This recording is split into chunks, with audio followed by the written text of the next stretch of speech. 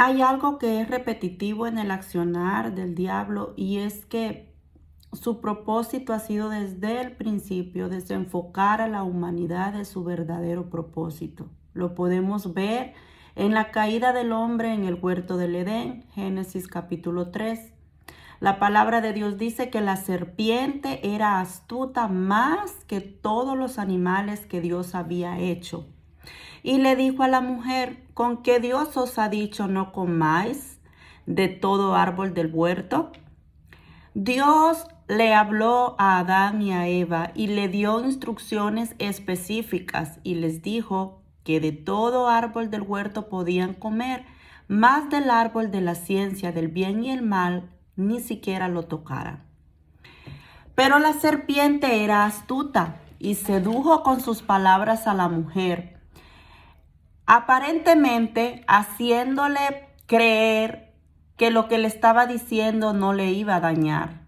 Por eso tenemos que tener mucho cuidado, porque cuando Dios nos da una palabra, una promesa, cuando Dios nos da una palabra específica, el enemigo también va a venir con su voz persuasiva para querer engañar y desenfocarnos hacia donde Dios quiere llevarnos. ¿Y cuál es su intención? Que perdamos la fe. Que si Dios nos ha dicho algo, que dudemos de lo que Dios nos ha dicho. Que nos desenfoquemos, que perdamos identidad y sobre todo robarnos nuestra voz, robarnos nuestro lenguaje celestial y plantar en nosotros la duda y la incredulidad. Sino también mire lo que pasó con Abraham. Dios le dijo en el capítulo 12, versículo 1, sal de tu tierra y de tu parentela a la tierra que yo te mostraré, y haré de ti una nación grande y te bendeciré y engrandeceré tu nombre y serás bendición. Dios le prometió a Abraham que al salir de su tierra lo llevaría a una tierra prometida donde fluiría leche y miel, donde engrandecería su nombre y su descendencia sería incontable. Pero ¿qué pasó? En el mismo capítulo 12, más adelante, podemos ver que al salir Abraham de su tierra, se encuentra con una gran hambre sobre la tierra, por lo cual Abraham tuvo que quedarse en Egipto. Entonces podemos ver que las circunstancias que Abraham estaba pasando era todo lo contrario a lo que Dios le había dicho. Mira, muchas veces nuestra fe es probada y tenemos que ser personas muy firmes para poder ver la gloria del Señor. Al final dice la palabra que Abraham le creyó a Dios y no importó que su mujer era estéril, no importó las circunstancias que estaba viviendo en ese momento. Él siguió adelante y porque él le creyó, alcanzó la promesa y hoy existe una gran nación que es el pueblo de Israel. Podemos ver también en Éxodo cuando Dios llama a Moisés y le dice que va a ser un instrumento en su mano para poder liberar a un pueblo que hacía 400 años estaba esclavo en Egipto. Dios en el capítulo 5, versículo 1, miramos que después de que Dios le dé esta palabra a Moisés y le dice que a través de él Dios va a sacar al pueblo de Israel de esa esclavitud con grandes señales y maravillas. Y en Éxodo capítulo 5 miramos el primer encuentro que tiene Moisés con Faraón. Y dice que Moisés le dijo que Jehová Dios mandaba que dejara ir a su pueblo para que celebraran fiesta en el desierto. Pero en su primer encuentro le responde Faraón: ¿quién es Jehová Dios? Yo no lo conozco. ¿Por qué dice él que yo debo de dejar ir a Israel? Yo no voy a dejar ir a Israel. Entonces, desde ese momento, dice la palabra de Dios que Faraón ordenó a sus cuadrilleros que pusiera mayor carga sobre el pueblo de Israel. Dios le dio una palabra a Moisés, le dio una promesa, pero En su primer encuentro con Faraón, él estaba viendo las circunstancias todo lo contrario a lo que Dios le dijo. Todo lo contrario a la promesa que Dios le había dado. Y podemos ver que aún más adelante, el pueblo de Israel le reclamó a Moisés y le dijo: mire Jehová sobre vosotros y juzgue, pues nos habéis hecho abominables ante Faraón y de sus siervos, poniéndonos ellos mayor carga y mayor aflicción. Y tú no nos has librado. Realmente las circunstancias que estaba viviendo Moisés en este momento no eran las más favorables. Y además adelante, en el capítulo 5, versículos 22 y 23, Moisés le dice a Jehová: Señor, ¿por qué afliges a este pueblo? ¿Para qué me enviaste? Porque desde que yo vine a Faraón para hablarle en tu nombre, ha afligido a este pueblo y tú no lo has librado.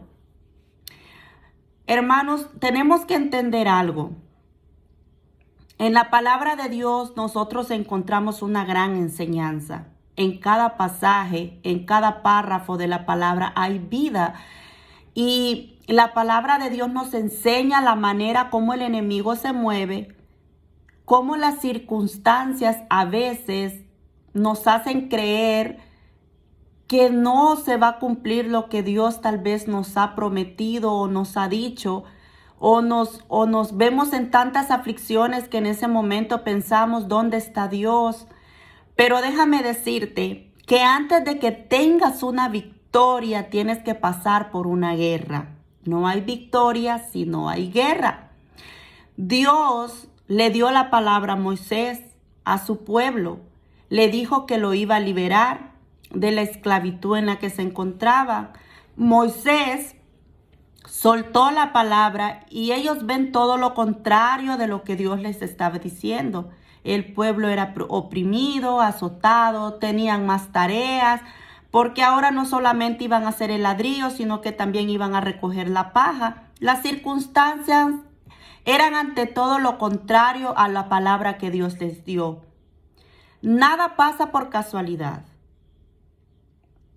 A raíz del corazón endurecido de Faraón, Dios se dio a conocer con muchas maravillas, con muchas señales.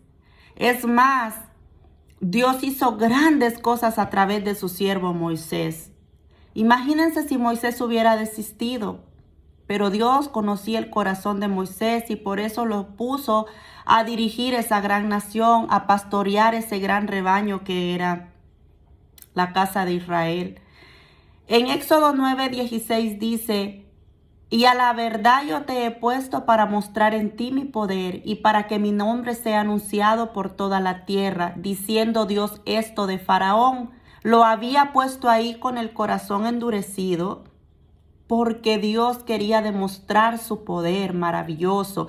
Y a raíz de la dureza del corazón de Faraón, de su maldad, a raíz de eso Dios hizo grandes prodigios y no solamente el pueblo de Egipto, no solamente el pueblo de Israel vio las maravillas que Dios hizo, sino que todo el mundo escuchó las maravillas que Dios hizo en medio de su pueblo, en medio de Israel, y cuán grandes señales y prodigios, con qué mano tan poderosa sacó Dios a este pueblo de esta esclavitud.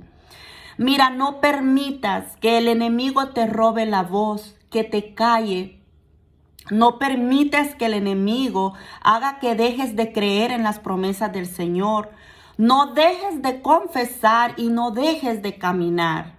Que las circunstancias no te frustren.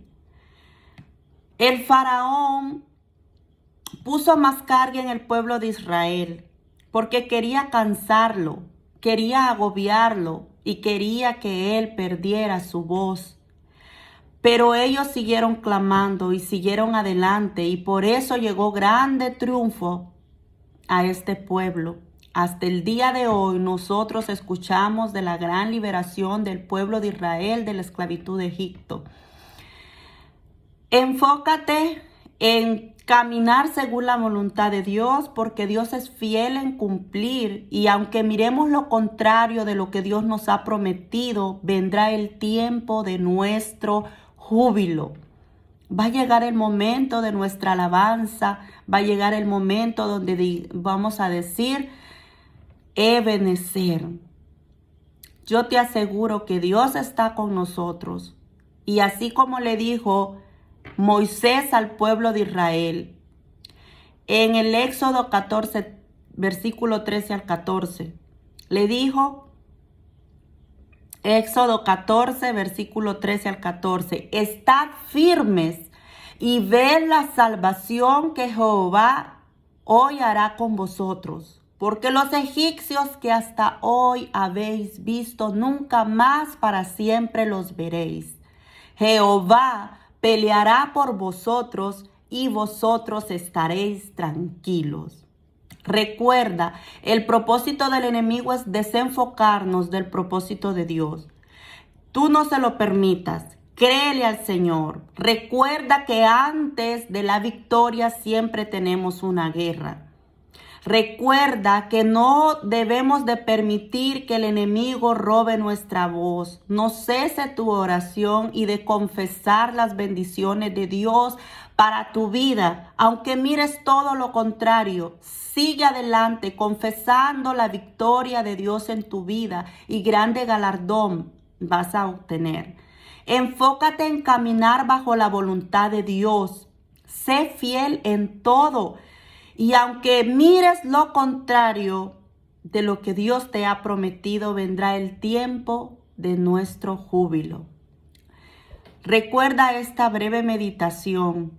Yo sé que Dios está con nosotros. Y hay un pasaje que dice, si Dios es con nosotros, ¿quién contra nosotros? Dios te bendiga.